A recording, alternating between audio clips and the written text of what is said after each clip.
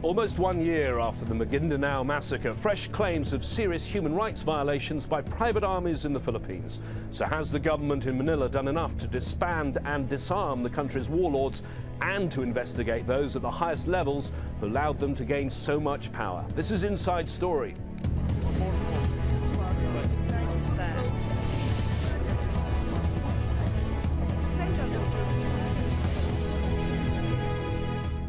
Hello and welcome to the programme. I'm James Bays. It's been labelled the Philippines' worst political massacre. And now, 1 year since the incident, a report by Human Rights Watch says the Philippines government has done very little to seriously investigate the matter.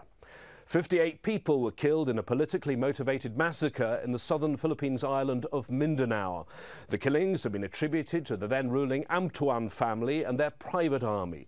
The government has charged 195 people for the killings, but it could be years or decades even before anyone is convicted. The new report says the Philippines government has failed to seriously investigate atrocities by powerful ruling families. It also accuses the Amtuan clan of committing other abuses with the support of government security forces and officials over 2 decades. Listing some of the underlying issues, it says government officials in the Philippines have easy access to military weapons and tend to act with impunity. Joining me now are our 3 guests for this discussion. In Manila, Prima Quinceyas, she's the legal counsel for the Freedom Fund for Filipino journalists and is representing the families of 17 victims. In London, Ava Lotta-Hedman is a research fellow on Southeast Asia at the London School of Economics. And in Washington, D.C., Sophie Richardson, she's from Human Rights Watch's Asia Division. Can I start in Manila with Prima Quinceyas? Remind our viewers of those horrific events that occurred on the 23rd of November last year. Well, it all started with, then Vice Mayor Esmael Mangudadatu going to radio stations and asking for prayers because allegedly his late wife, Janeline Mangudadatu, called him up saying that they had been stopped by armed men and that she saw Unsay coming towards her. And then, according to then Vice Mayor Mangudadatu, he slapped his wife, and that's when the line went dead.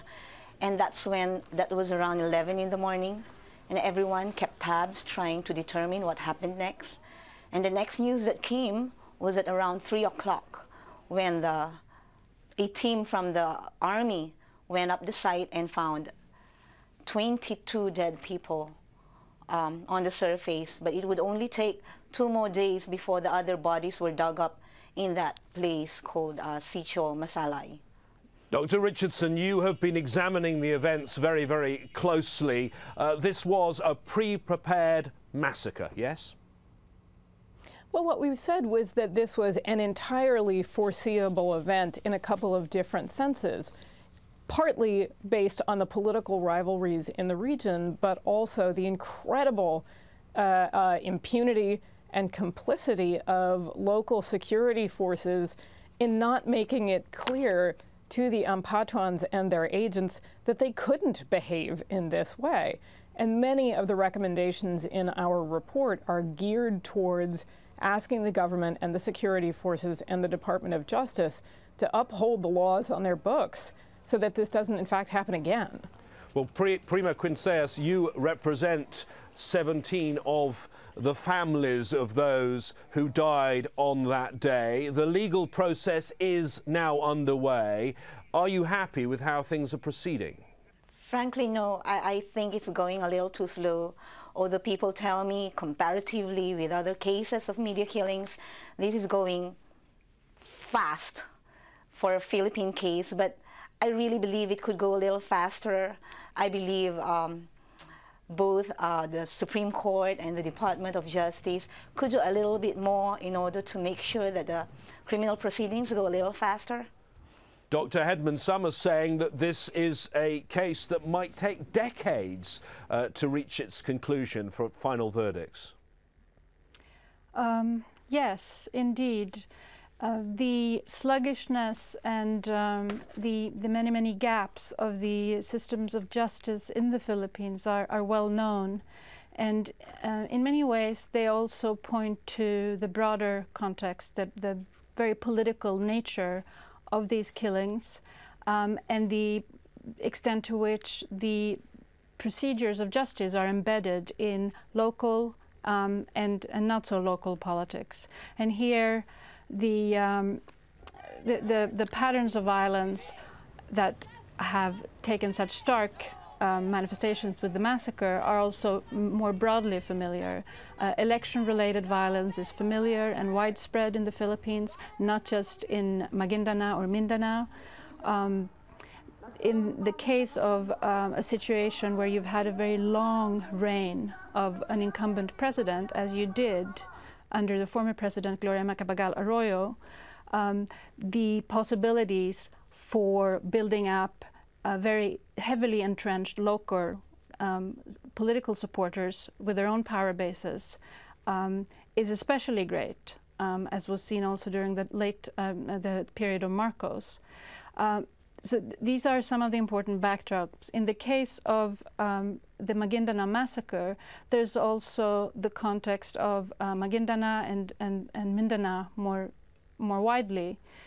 And there are two important things here that perhaps need political solutions and hard work to allow for justice to proceid. Well, we'll turn in a moment to the wider issues, if that's okay. But can I ask you, Dr. Richardson, what is your view of the legal process so far? Is everyone going on trial right now who should be going on trial? Well, first of all, I would strongly associate myself with the comments of the other guests. And, you know, one way of answering your question is to point out that although the government has charged 195 people with respect to this particular incident, 115 of them remain at large. And we've asked the government why that is. And one of the answers that we've gotten from the police is that those people are no longer living at the addresses that were provided for them. And I think this is one classic example of the Philippine National Police not even doing the bare minimum of their part to ensure justice. We've seen a key witness who was murdered while he was waiting to be accepted into the witness protection program. This is a key weakness of the Department of Justice and its ability to protect witnesses. The trials are often not held on a continuous basis, which means they drag out for a long time. You know, there are the depth of dysfunction at every step along the way of prosecuting a case like this are really quite extraordinary. And unless the government decides, as in some respects President Aquino did when he was campaigning, to take bold steps like banning private armies and really seeing through the kinds of prosecutions, not just of the Ampatuans as political allies, but also of members of the army and the police who failed to do their jobs, it's hard to see where any systemic change is going to come from. You brought up the issue of the safety of witnesses, and you mentioned that witness who was killed, who actually spoke to this network, Al Jazeera, and after that interview was killed. Prima Quinceas, how worried are you about the safety of witnesses? Going back to the witness who was killed, I think what happened to him was there was a delay on the part of his lawyers to immediately hand him over to the Department of Justice. That's why the Witness Protection Program was not able to immediately cover him under its program. But as for the other witnesses, the WPP, that's the Witness Protection Program, is doing its best. And so far, all those that have been presented for vetting and assessment are all under the care of the WPP, unfortunately, except for that witness who called himself Jesse. That was unfortunate. His lawyers just simply took too long to bring him to the Department of Justice, WPP, for vetting and assessment. Now, this new report, Human Rights Watch report, your report, Dr. Richardson, makes broader recommendations to the Philippines government to end human rights violations by private armies throughout the country. It says the government should ban all paramilitary and militia forces in the Philippines. It should disarm and disband and end the funding for such groups. Investigating serious crimes that may involve government officials, security or militia forces should be a priority. And in addition, the government should reform the witness protection programme, ensuring their safety before, during and after the trial. Nepotism should be discouraged, and local government officials should not be allowed to select or dismiss police chiefs in their jurisdiction for private purposes. Let's now look at some of those wider issues. First, I think we should maybe look at why the Antoine family got the position that they did, how they were able to run their private army. Can I start with you, Dr. Richardson? Tell us some of the background of how they got so powerful and why they were allowed to be so powerful. Well, they were allowed to be so powerful in part because they both delivered votes from that region for incumbent governments in Manila, but also because they helped negotiate or otherwise cope with different Moro insurgent groups in the south, such as the MNLF or the MILF. And in that sense, they became very useful allies for governments in Manila. And what they got in exchange was the right to essentially rule the region as they saw fit. It's perhaps worth noting that when their arms cache was exposed and explored, it didn't just include tens of thousands of rounds of ammunition. It included things like anti-tank weapons. You know, these people were allowed to have, or were given, or had their private armies given by members of the local government and security forces, incredible weaponry that they used to really run the region as almost their own feudal empire. And part of the purpose of writing this report was to also unpack some of the other abuses these people have been guilty of and not been held accountable for 20 years. Dr. Hedman in London, are you surprised when you hear about this tremendous firepower, tremendous resources? I think they had 2,400 militiamen in their militia. No, it was not complete news to people that this kind of situation existed, although the details of it were, of course, very shocking. The Ampatuan's rise to power begins, well, they've been mainstays of local politics in the region for decades. With the resurrection of democratic elections in 1987, they made their way back into elected government, and this then was reinforced further with the creation of the autonomous region of Muslim Mindanao in the mid-1990s. And since then, the deepening of the entrenchment took off further with the coming to power of Gloria Macapagal-Arroyo, former president of the Philippines, in 2001.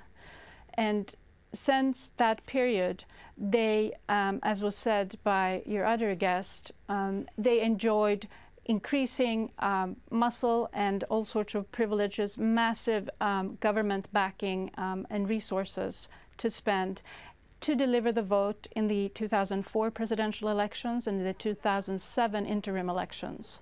So, Prima Quinceas, can I bring you in on this? How many other crimes do you think that this clan committed and should now be investigated? Well, you know, if you look at the list of cases that grew out of the Maguindanao massacre case, there are actually 26 other cases ranging from arson to frustrated murder to illegal possession of firearms and to actual murder for the murder of the relatives of some witnesses have already taken the witness stand. These are already either at the preliminary investigation stage or already being recommended by public prosecutors for actual criminal proceedings in court.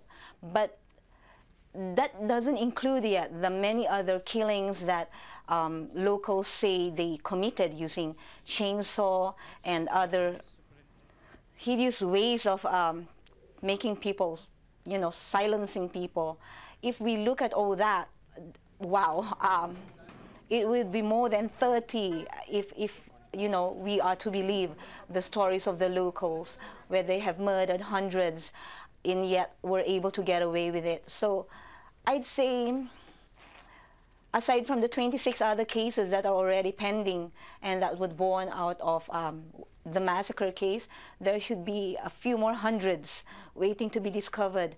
I do know that former CHR, that's the Commission on Human Rights Chair, who is now the Justice Secretary of the Philippines, Leila de Lima, she once wanted to try and look for the gravesite of all those so-called chainsaw victims of the Ampatuans, but I have no idea what happened to that effort or that endeavor as to whether they were actually able to start looking for that so-called grave of the chainsaw victims of the Ampatuans, James. Now, Dr. Richardson, your report mentions the former president, President Arroyo. Can I ask you whether you believe that legal proceedings should go beyond just this massacre and also look into the way that this clan was tolerated, possibly even nurtured? This is a boringly simple answer, but of course, anyone who had any complicity, not just in this immediate case, but either, behaved in ways that were clearly in tension with their responsibilities as members of the security forces or as government officials and were violating the law, needs to be investigated and prosecuted. These kinds of problems of impunity for people who are part of the government are really quite rampant in the Philippines. And it's probably worth pointing out that although private armies are prohibited by the 1987 Constitution, there are more than 100 of them that essentially operate in the same way the army headed by the Ampatuans did. This is not a small problem. These are not isolated incidents. And all of these armies revolve around people who are well connected politically. Of course, we've had an election back in May. There is a new president in the Philippines. Can I ask you, Dr. Hedman, whether you believe there's now the political will to pursue this to those that were in the highest levels? It's a good question, but I think the jury is still out. On the one hand, it is true that recent President-elect Benigno Aquino Jr. did enjoy widespread popularity and did actually win a vote that cannot easily be reduced to the traditional political machineries and stitching up of votes that are delivered. But it's also true that he, as the standard bearer of the Liberal Party, which is a party in the sense of being precisely such a coalition of factions at different levels that deliver votes, he also enjoyed considerable backing and at least a part of his victory to precisely that kind of vote. And here you can look at Mindanao, the province in which the massacre occurred, and you will see that many, if not most, of the councillors, vice mayors, and mayors and other local political office holders switched their support from their previous support of the incumbent administration's party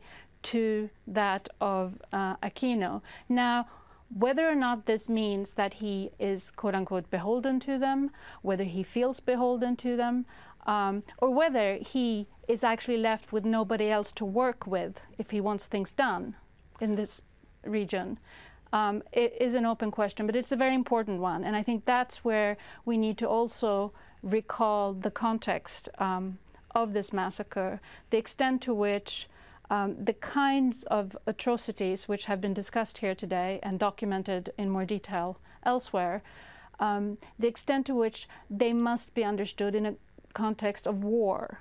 You go back to 2000, there was a total war that served to then circumscribe the political control of the ILF, the Moro Islamic Liberation Front, in this part of the Philippines. And then you saw a little bit of a political live and let live arrangement, but you then saw the kind of effects of the local importation of the global war on terrorism and massive militarized campaigns with massacres and atrocities committed also by government forces. Well, can I put the same point to Prima Quinceas? Do you believe that those that were your political masters will be held to account for their role in all this? Wow, that's a very heavy question. For one thing, as to whether the former president will be held accountable, the fact that she's still in Congress and there are still many allies there, that's really difficult to answer, because Congress plays a very important role in the executive, because it's from where approval of budgets come from. And just now one of our guests mentioned that we wouldn't know whether the current president, Benigno Aquino, would be beholden to them, because some of them transferred their allegiances or their loyalty during the elections. So I'd like to be positive and say, yes, maybe we can, but if you really look at the court records and the evidence at hand, it seems that, getting the higher-ups who are responsible for arming the principal accused, that's something so remote. And I really don't like to sound so skeptical or pessimistic, but that's just it. That's impunity staring us in the face. Dr. Richardson, we've heard so much in this discussion about this clan and the way that they operated. As you mentioned earlier, though, your report says there are probably 100 of these private armies. Are they all similar to this clan? Yes and no. Some of them are, I think, not quite so vicious, for lack of a better term. Some of them are not quite so big. But they are all equally unaccountable, which is really the core problem. And just to pick up on the point about the wherewithal of President Aquino, who did specifically campaign on a pledge, among other things, to ban private armies, I think he certainly got an electoral mandate that his predecessor lacked. And at the same time, I think he's already being asked very large questions about whether he will have the same kind of transformative legacy, particularly on human rights issues, that his mother did. I think that it may weigh heavily on him, but I think the expectations are even greater of him than they were of President Arroyo. And from our perspective, following through on that commitment to really get private armies out of the picture for once and for all, and to rationalize and make accountable the security forces, is precisely the kind of transformative change we believe that this administration is capable of effecting. And it's something that we'll certainly watch very carefully over the duration of his presidency. Well, thank you so much for joining us here on this edition of Inside Story. Our guests, Prima Quinceas in Manila, Ava Lotta Hedman in London, and Sophie Richardson of Human Rights Watch in Washington, D.C. We welcome your comments and suggestions. Anything you want us to talk about on this programme, email it to us at insidestory@aljazeera.net. Bye for now.